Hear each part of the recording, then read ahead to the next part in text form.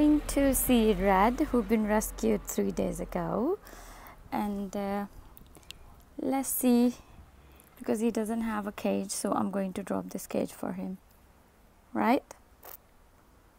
Oh, hi Red.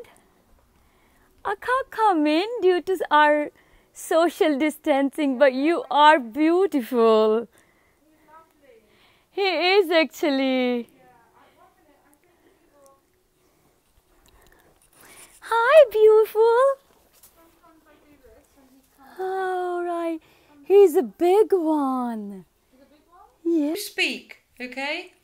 Yeah, it's on. Okay. So I've named him Red. He's very beautiful.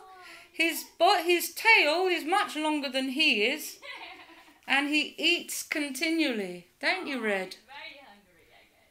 Yeah. Yesterday we bathed him because of scratching, and so he looks nice and clean. He didn't look so clean before. That's beautiful. Well done. Do you think he's big then, Kay? Sorry? Do you think he's big? Yeah, I bought something for his beak as well. Oh yeah. Yeah, and I got the nuts and everything.